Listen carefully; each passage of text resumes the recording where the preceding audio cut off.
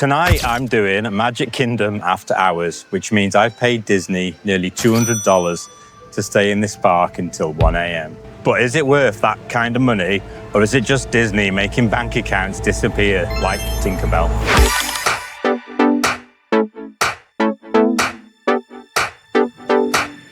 Well, I didn't work out plans.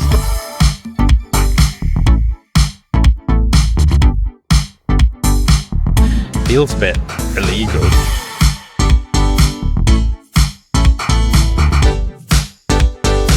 The event officially kicks off at 7, but it doesn't really get going until 10 o'clock when the day guests leave, and then you get the rides to yourself. So after 10, I'm going to count how many snacks I manage and how many rides I get on and give you a running total. But we've got to rewind a little bit because we're starting at Geyser Point at Wilderness Lodge, and we got here via the ferry.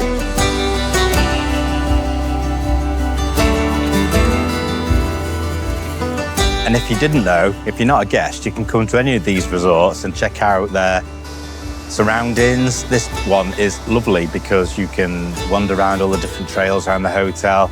You can go in the restaurants, you can go in the quick service restaurants, and that's what we're doing here today, to go to Geyser Point. I'm starting here because if you're fighting your own bedtime and jet lag, then you need a place to chill and relax before you head into the chaos. It's about 4 p.m. now, so yeah, lovely boat ride over here, and then we're going to get the boat back to the Magic Kingdom and enter, and I'll tell you a bit more about the event. Okay, fueled up for the night ahead, so we're heading back to the boat to go back to the Magic Kingdom. Somebody around here is making some cash. Right, just going to check in opposite Pirates and get our wristband. That means we can stay in after 10. Got my wristband, got my guide. Before the After Hours event properly kicks in, we're heading on into the Beak and Barrel, which is the Magic Kingdom's new pirate-themed bar. It's located in Adventureland, just to the right of Pirates of the Caribbean, and it opened in 2025. It's new to me, and I love a themed drink and fake pirates. It's the type of Disney nonsense I love. The entrance, oh, there it is. Just say Beak and Barrel over there. I was having trouble finding it. But yeah, just to the right of Pirates. Beak and Barrel. Looks pretty in here. And Disney seem to be going further down the theme bar route. It feels like they know that people want more than just rides. They want a themed experience, places to sit down, have a drink, and forget about their bank balance. Hey. So since we've been in the Beak and Barrel, it's gone dark. So now, is it after dark? Beak and Barrel, yeah, it was nicely themed in there. There's a little pirate animatronic came out, told some jokes, loads of different drinks available. I don't drink alcohol, so it's a bit missed on me. And also, I don't wear my hearing aids in theme park. I'm not joking about this. I don't wear my hearing aids in theme parks. I find it really hard to hear in some places when there's lots of other noise going around. So yeah, it was hard to hear what she was trying to say to me in a pirate accent. But you know, it's a very decent experience. So yeah, check it out.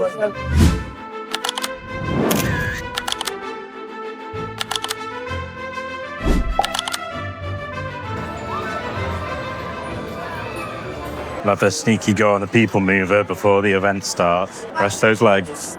I do like coming on the People Mover after dark. You can feel the place lit up, like Space Mountain behind me. It all looks more magical and more otherworldly. There's Space Mountain and Tron. I like the older, wider sister and the younger, new upstart brother. That doesn't even make sense. I'm sorry. I don't know if you can see him. Everyone's down there waiting for the night fireworks show. Look, there's even a tiny People Mover. It's about time they electrified the Speedway next to this sexy beast. Thank you.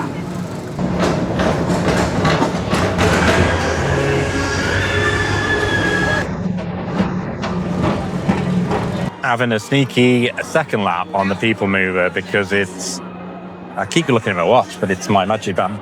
Because it's 9:58 and the fireworks are about to start, and I've never seen the fireworks in the People Mover, so gonna try and catch them. So let's see. They let you stay on as well.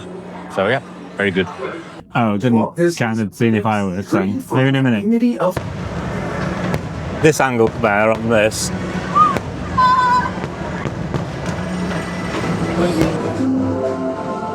approaching Tomorrowland Transit Authority. Well, that didn't work out as planned. I've seen them every now and again, but it wasn't that great. Oh well, you don't know until you try. My favorite. Now to the rides. Right, gonna do Buzz. Park's officially closed now and there's 10 minutes. Buzz Lightyear Space Ranger Spin. I think that's right.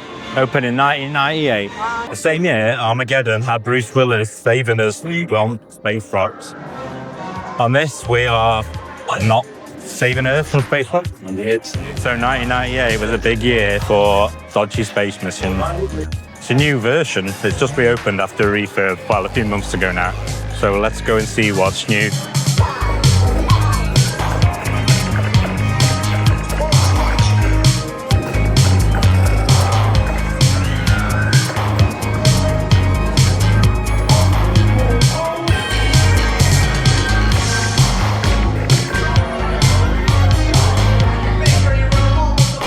One Buzz Lightyear done, gonna do it again. There's no queue, let's go.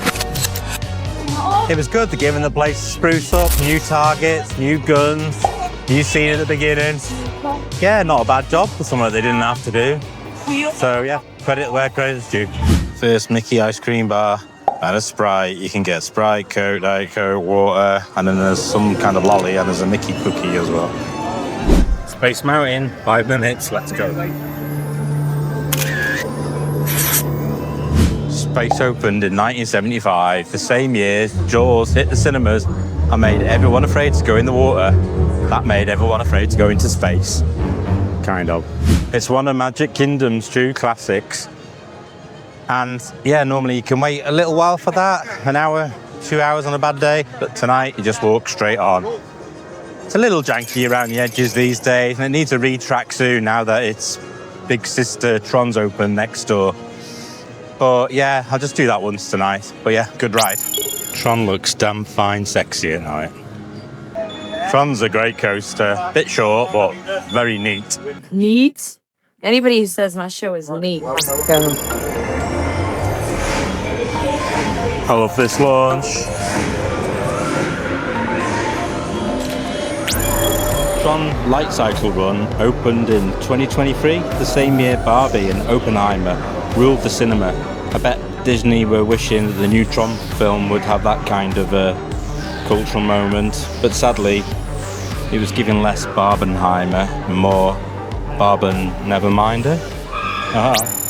That was TRON done in about 30 minutes, which is pretty good for TRON. You wait like 2-3 hours in the day. I have to buy a Lightning Lane pass for however much that costs. So, yeah, good ride.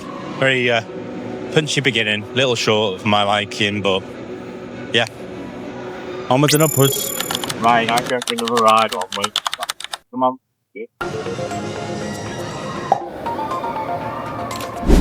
Speedway's 5 minutes, it'd be rude not to. Speedway opened with the Magic Kingdom in 1971, the same year as the French Connection. So Disney thought we can top that by giving you a petrol guzzling cars that go a maximum 7 miles per hour. Let's go drive really slow. There's a special fireworks show for the after hours event too, but we're skipping that to prioritize the extra ride time. Here we go, letting Mr. Planet Wit drive.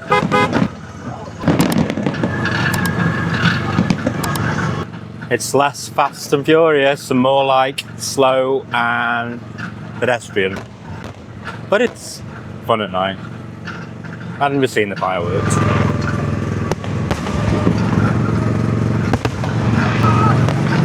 It's a Magic Kingdom classic and it's fun, but it's showing its age. They need to at least electrify this, make it maybe a bit Tron-y. I wouldn't go on this normally, I wouldn't waste design, but 5 minutes. Okay, heading towards Snow White, Seven Dwarfs Mine Train. And I think it's the end of the fireworks show. Okay, Seven Dwarfs, 25 minutes. Seven Dwarfs Mine Train opened in 2014, the same year Frozen did. And this is still as big as Frozen is now and can regularly command long waits. So let's go. Hi ho, hi ho, hi ho, ho, hi ho.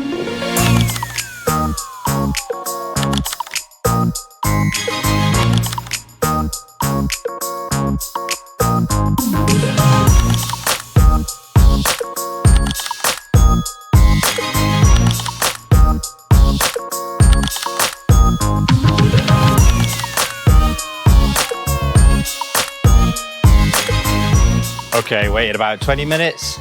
It's cute, it's smooth. I love the little dark ride section in the middle.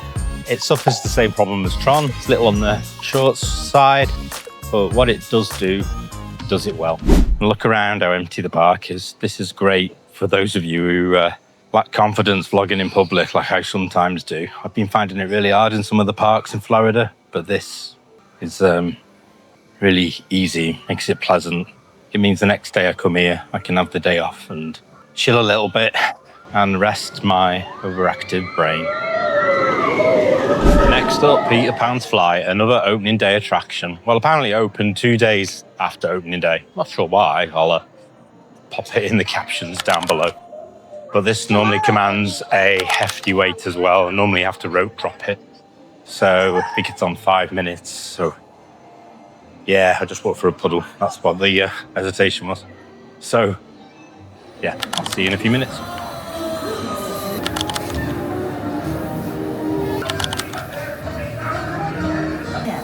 That's Peter Pan done. Only waited 5 minutes, went straight on. Feels a bit illegal just to be doing these short wait times, but yeah, it's good. I know it's expensive and I know it's a lot of money, especially for a family, but it's also, for me, it's quite good value because, you know, going from ride to ride, escaping the midday heat, less pressure vlogging, and yeah, I'm having a good time. I've had a snack update. I've had 2 Sprites, 1 Coke Zero, 1 Mickey ice cream bar, and 1 strawberry lolly. And I need to have some popcorn next, but I want to get over to Big Thunder because that's had some new scenes added for this year. So let's head on over to what remains of Frontierland.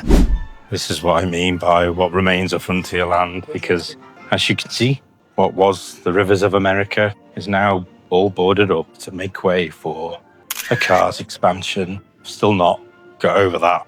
I know places need to move forward, but I love that body of water. It was just beautiful and relaxing.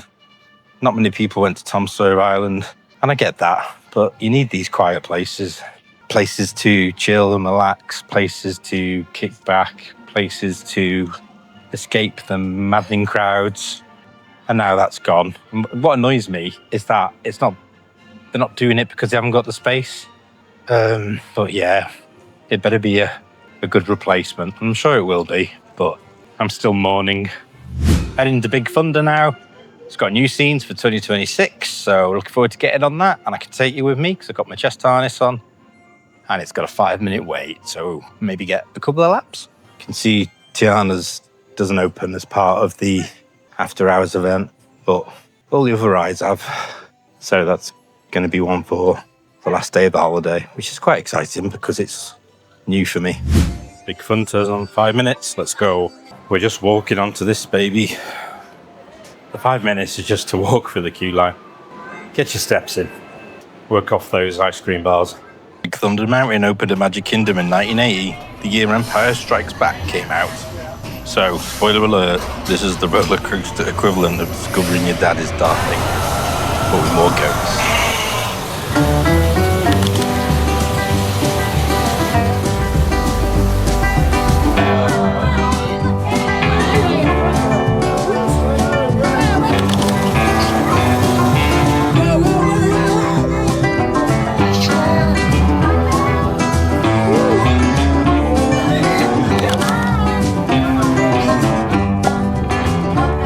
That's still one of the best night rides in the park. Love the new lighting. There's a new golden nugget scene at the end. I don't really know what's going on in the story. It's quite smooth, but janky on purpose in a good way. Yeah, great ride. Just walked on it. Oh, getting tired now. It's about time is it? 12:40. So 4:40 in the morning in the UK. Flagging. Gonna squeeze in 999 happy ghosts at the Haunted Mansion. I think there's about 15 minutes left. So it's a great ride to finish on. Haunted Mansion is another opening day attraction from 1971. The same year Willy Wonka came out. One had creepy kids and one had 999 ghosts. This says it's got a 30-minute wait time, which is a secret code here for meaning it's walk on.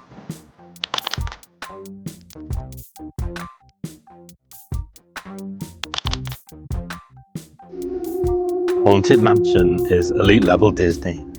It's just a teeny weeny bit spooky, but it won't spook many kids. Well, maybe it will a few, but that's part of the fun.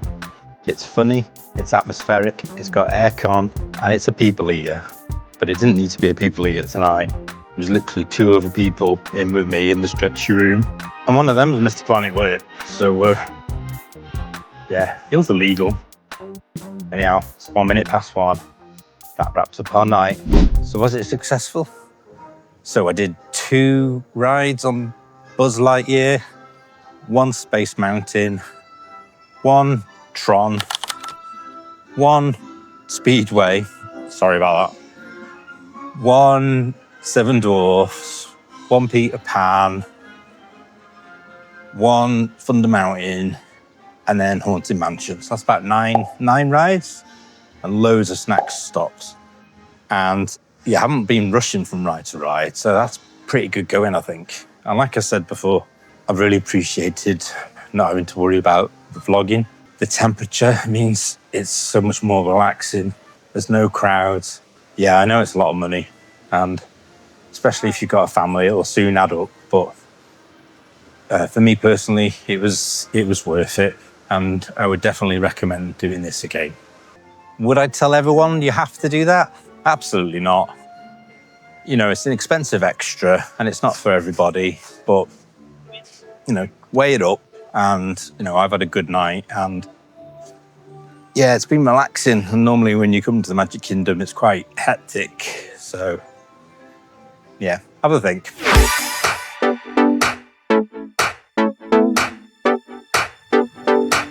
Now I'm going back to the hotel because it's 1 a.m. here, 6 a.m. in Britain, and I am tired.